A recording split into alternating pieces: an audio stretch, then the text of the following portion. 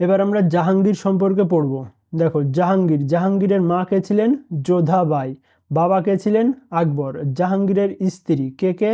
মানবাই আর জগৎ গোসাই। মানবাই আর জগৎ গোসাই কে আত্মহত্যা করে নিয়েছিল? মানবাই আত্মহত্যা করে নিয়েছিল। জাহাঙ্গীর মদের উপর নিষেধাজ্ঞা জারি করেছিলেন, কিন্তু নিজে মদ খেতেন, অর্থাৎ পুরো রাজ্য মদ খাবে না, নিজে ঘরে বসে মদ খেত জাহাঙ্গীর। ঠিক আছে। জাহাঙ্গীর রাখি উৎসব পালন করত। দীপাবলির দিন জুয়ো খেলার অনুমতি ছিল। আকবরের জন্ম রবিবারে এবং জাহাঙ্গীরের রাজ্যাভিষেক হয়েছিল বৃহস্পতিবারে।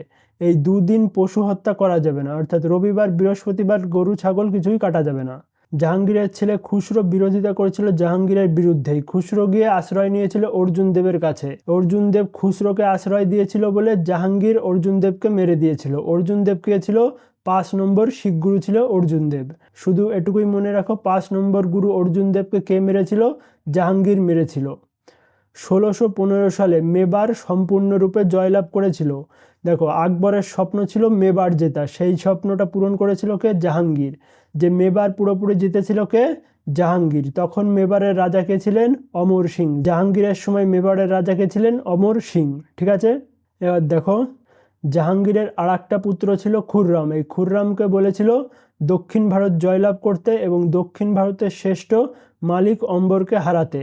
খুররাম দুটো কাজই করে চলে এসেছিল, দক্ষিণ ভারত জিতে এসেছিল এবং মালিক অম্বরকেও হারিয়ে এসেছিল, যার ফলে জাহাঙ্গীর খুররামকে শাহজাহানের উপাধি দিয়েছিল। ঠিক আছে। জাহাঙ্গীর দুআসপা শিয়াসপা চালু করেছিল। এটা হলো সৈন্যদের মধ্যে একটা বিভাগ, মনসবদারির মধ্যে। ঠিক আছে। জাহাঙ্গীর ছবি আঁকতে ভালোবাসতো। দেখো, জাহাঙ্গীরের সময় ছবি আঁকা সবচেয়ে টপ লেভেলে ছিল, তার জন্য এই জাহাঙ্গীরের সময়কালকে চিত্রকলার স্বর্ণকাল বলা হয়। কার সময়কালকে চিত্রকলার স্বর্ণকাল বলা হয়? জাহাঙ্গীরের সময়কালকে। জাহাঙ্গীরের সময় ন্যায় ব্যবস্থা খুবই কঠোর ছিল। দেখো, চুরি করলে নাক কান কেটে দেওয়া হতো। এই জাহাঙ্গীরের সময় কাবুল, গান্ধার এই সময় বিদ্রোহ করে দিয়েছিল। ঠিক আছে।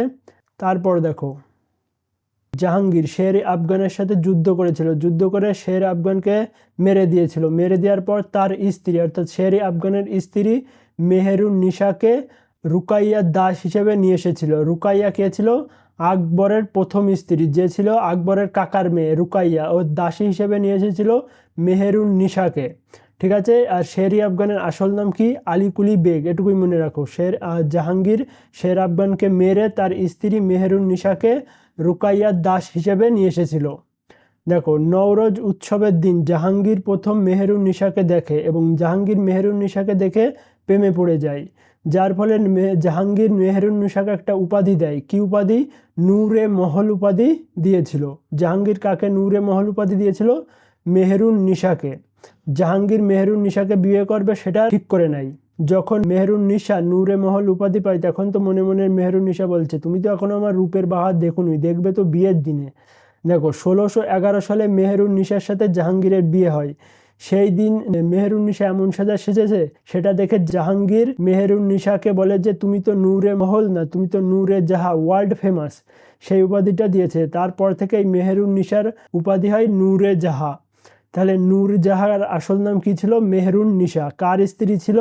শেরি আফগানের স্ত্রী ছিল। কার জন্য, মানে কার দাসী হিসেবে এসেছিল? রুকাইয়ার দাসী হিসেবে এসেছিল। দাসী থেকে রানী হয়ে গেল। দেখলে তো এসব খেলমা, সৌন্দর্যের খেলমা। জাহাঙ্গীরের এইসব বিয়ে করার পরেও আর একটা প্রিয়সী ছিল কে? আনারকলি, যাকে জাহাঙ্গীর খুব পছন্দ করত। জাহাঙ্গীর বাড়ি বসে ডাল ভাত এখান থেকে খেত আর বাইরে গিয়ে আনারকলির কাছে খেত। যারা বুঝার বুঝে নাও। নূরজাহার ভাতিজি ছিল মুমতাজ। নূরজাহান মুমতাজকে বলছে যে আমি ধরেছি জাহাঙ্গীরকে, তুই ধর শাহজাহানকে, তার ছেলেকে। এবার মুমতাজ শাহজাহানের সাথে চক্কর চালিয়ে দেয়। শাহজাহান আর মুমতাজের মধ্যে এন্টু পিন্টু চলতেই থাকে। তারপর মুমতাজ রাতের বেলায় শাহজাহানকে কুটুস কুটুস করে বলতো যে নূরজাহার কতদিন রানী থাকবে, আমি কবে রানী হব। এই বলে বলে শাহজাহান একদিন জাহাঙ্গীর আর নূরজাহাকে গ্রেপ্তার করে লাহোরের এক মহলে বন্দি করে দেয়। এরপরে আমরা শাহজাহান সম্পর্কে পড়বো। তার আগে দেখে নাও। দেখো, এই নূরজাহার বাবাকে ছিল গিয়াসদেব আর মাতা ছিল আসমত বেগম। বাবা গিয়াসদেব, মাতা আসমত বেগম। আসমত বেগম গোলাপের ফুল থেকে সেন্ট বানাতো, অর্থাৎ গোলাপ ফুলের ছেঁচে তার ভিতর রসটা বের করে সেন্ট ফেন্ট বানাতো। এই প্রশ্নও আসে। দেখো, জাহাঙ্গীর কিছু অকাজ করে গিয়েছিল, সেগুলো এবার আমরা দেখবো। দেখো, জাহাঙ্গীর অশোকের কৌশাম্বী শিলালেখ এবং সমুদ্রগুপ্তের প্রয়াগ অভিলেখে জাহাঙ্গীর তার সম্পর্কে কিছু লিখেছেন। এই কৌশাম্বী অভিলেখ, সমুদ্রগুপ্তের প্রয়াগ অভিলেখে পাশে ঝেড়ঝুট দিয়ে একটু পরিষ্কার করে কৌশাম্বী অভিলেখে জাহাঙ্গীর নিজের সম্পর্কে একটু হালকা লিখে টিকে চলে গেছে। জাহাঙ্গীরের আত্মকথা কি? তুজুকে জাহাঙ্গীর, যেটা কি ভাষায় ছিল? ফার্সি ভাষায় ছিল। জাহাঙ্গীরের আত্মজীবনী তুজুকে জাহাঙ্গীর।